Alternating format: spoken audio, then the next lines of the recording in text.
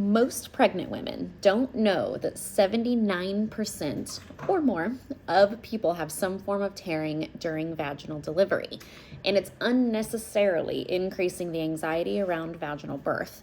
In this video, I'm going to show you exactly what happens during a vaginal delivery, and also we're going to discuss in detail perineal and vaginal tearing.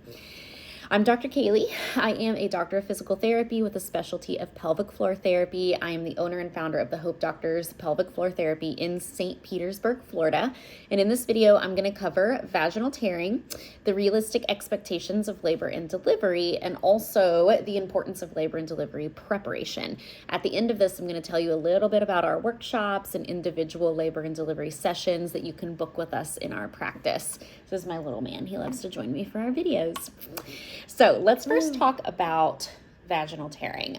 I understand why there's a lot of fear around this. And I mean, every single day in the office, someone comes in and says their biggest fear around birth is tearing, or they'll come in and they'll want to prevent tearing. And I understand that because it does sound really morbid, right? That you'll have to deal with some kind of a body tear when you're giving birth, and it feels scary, it feels terrible.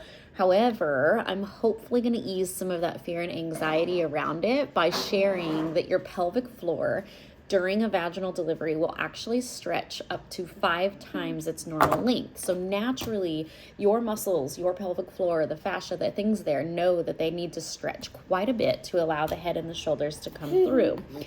We also know nothing is your fault. You know, we can do all of the preparation that we want, and what that does is it prepares your nervous system, it prepares your mental health. It doesn't always guarantee that it's going to prevent tearing, and nobody likes it when I say that, but I'm probably one of the only practitioners that'll be fully transparent about that.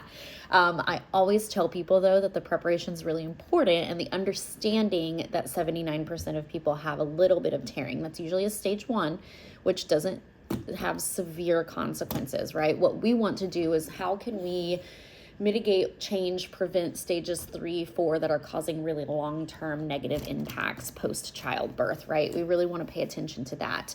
But the biggest thing to take into account is that even if there is vaginal tearing, even if there is a stage 1, stage 2, even if there's a stage 3, 4, it will heal. Somehow it will heal, right? Like our body sends the right nutrients to the area. There are things that we can eat, things that we can do, things that we can put on it that are going to help it heal a little bit better.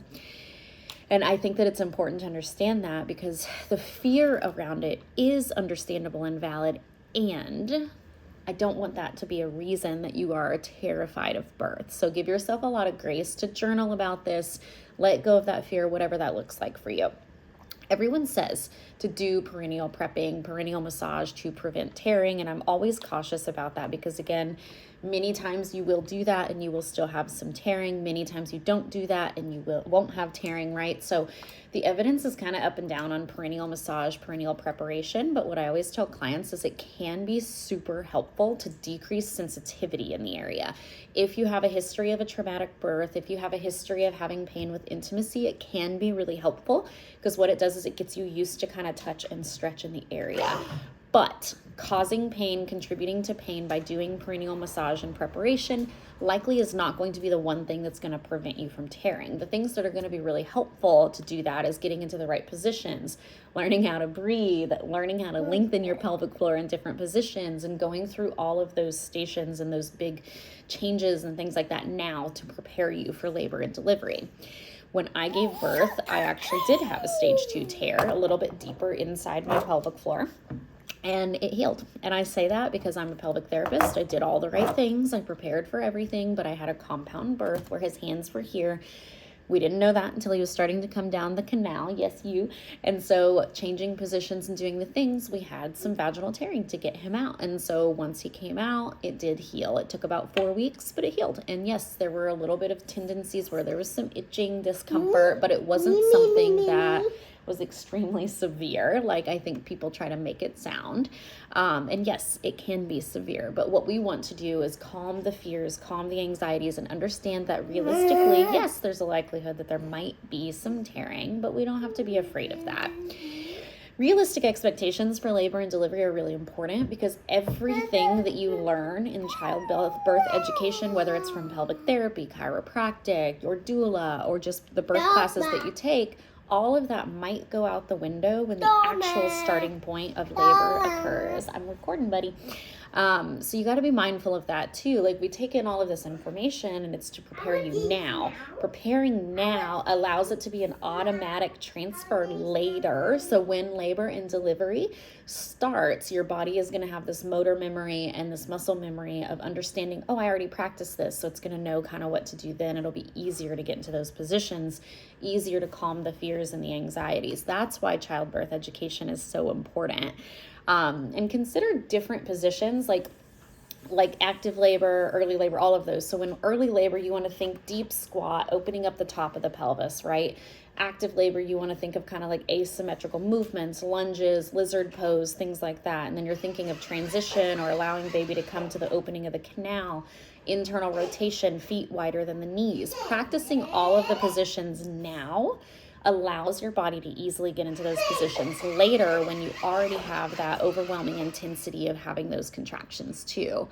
So that's really important. And as a PT, I'm constantly thinking about like the physiology, the biomechanics, and also the postpartum recovery period.